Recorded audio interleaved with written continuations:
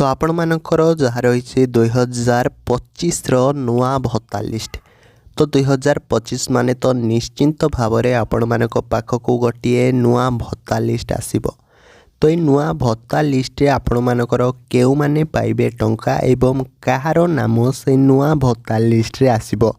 आजिर ए video रे आमे संपूर्ण भाव में जानिबा कि आपण माने केउ माने से नुआ भत्ता लिस्ट रे आपण माने योग्य अछंती भत्ता बा मधुबाबू पेंशन योजना बा ओल्ड एज पेंशन योजना जाको आमे कहउछंती कि से भत्ता लिस्ट रे आपण माने समस्ते जानिछंती हमर मुख्यमंत्री श्रीयुक्त मोहन चरण माझी द्वारा वर्तमान सदा आपण मानकर 80 वर्षर ऊर्ध्व जो मानक समस्त को मिल जाइए केते टंका ना 3000 टंकार एक भत्ता राशि। किंतु अदर जो ओल्ड एज माने अदर जो लोक मानक कथा कहबा कि जो माने अछंती केते ना 60 वर्षर से मानक 1000 टंकार एक भत्ता राशि सरकार तरफ प्रदान करा जाउची। किंतु आपण माने समस्ते कमेंट करुचंती कि भाई आमर से जो 2025 नुआ भत्ता लिस्ट जा कि बीजेपी सरकार तरफ आसुची तो से भत्ता लिस्ट रे आमर नाम आसीबो कि नहीं आमे तो आवेदन करिथिलु एवं आमे तो योग्य अछु भत्ता पाइबा पई। तो मु आपण मानक आजिर वीडियो रे संपूर्ण भाव में क्लियर करदेवी आपण मानकर नाम से जो नुआ भत्ता लिस्ट रे बा 2025 जो भत्ता लिस्ट रे आपण मानकर नाम आसीबो कि आसीबोनी से जेबे पब्लिश हो से कथारे तो आमर बिल्कुल भी भाव में चिंता नहीं। किंतु आपण मानकर नाम से आसीबो कि आसीबोनी आजिर ए वीडियो रे आमे संपूर्ण भाव में जानिबा। तो मु आपण मानक एतिक अनुरोध करी वीडियो को शेष पर्यंत देखंतु संपूर्ण जिनस आपण माने बुझी पारिबे।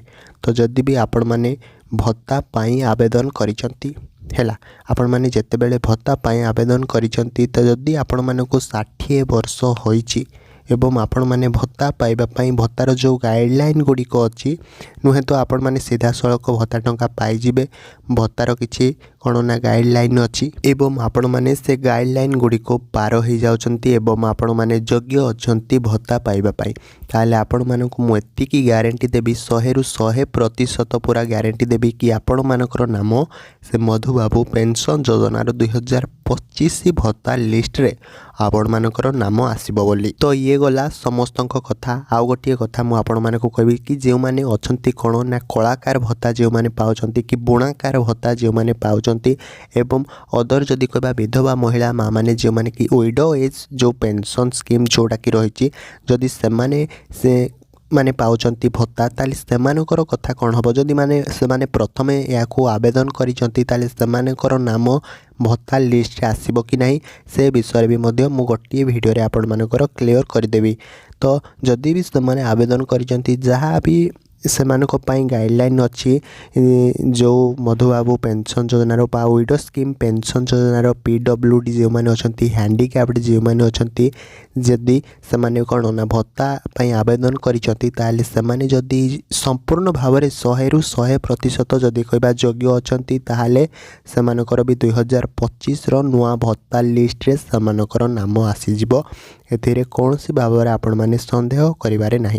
तो आ गोटे कथा कहबी कि जो माने फेक डॉक्यूमेंट बाहर करिकी भत्ता को आवेदन करुचंती ताले सेमानकर वर्तमान सिचुएशन कौन हम। तो जो माने फेक डॉक्यूमेंट बाहर करिकी भत्ता पाई आवेदन करुचंती ताले एतिकी मन रखंतु वर्तमान डिजिटल जुग आसी जाइछि आओ एथिपाई कौन सी भाव में आपण माने संदेह करंतु नहीं। निश्चिंत भाव में आपण माने धरा पड़िबे। जदि भी आपण मानकर 60 वर्ष होइनी जदि आपण माने भत्ता पाई आवेदन करुचंती ताले निश्चिंत भाव में आपण माने धरा पड़िबे। एथिरे कौनसी संदेह करिवारे नाही।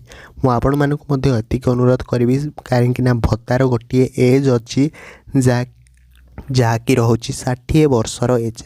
तो से 60 वर्ष जदि आपण मानक होइनी ताले तुरंत भाव में आपण माने कौनसी न भाविकी भत्ता आड़े बिल्कुल भी भाव में जातु नहीं एवं भत्ता आपण माने आवेदन करंतु नहीं। तो जदि भी आपण माने आवेदन करिसंती ताले परवर्ती समय रे बहुत हैरान हेबे। एथिरे कौनसी भाव में संदेह करिवार मध्य नहीं। तो आउ गोटे कथा कि आमर वृद्ध वयस्क लोक मैंने अच्छी से योग्य थाई कि भी वर्तमान सुधा आवेदन करना।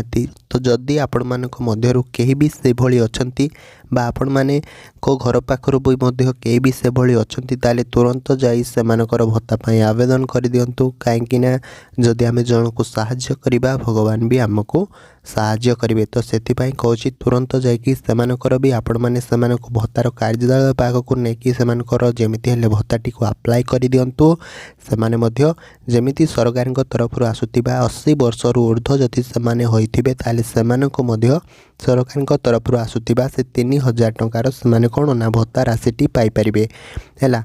तो वर्तमान सदा आपण माने मु जहाँ भी कहली आपण मैंने जदि जेकोसी जिनस भी बुझी ना ताले तुरंत भाव में आपण मैंने कमेंट करंतु मुझे आपण मानकर कमेंटर रिप्लाई देवी एवं आपण मानक एतिक अनुरोध करी कि वीडियोटी को बहु मात्रा शेयर करंतु कि जो मैंने भी ए विषय किसी जानि नथिबे सेमाने मध्य किसी जानिबा को पाइबे एवं किसी शिखिबा को पाइबे। तो वीडियोटी जदि भल लागिछि वीडियोटी को लाइक टिए करंतु। तो रहुछि आ गोटे वीडियो रे आपण मानक सह पुणी देखा हबो। जय जगन्नाथ।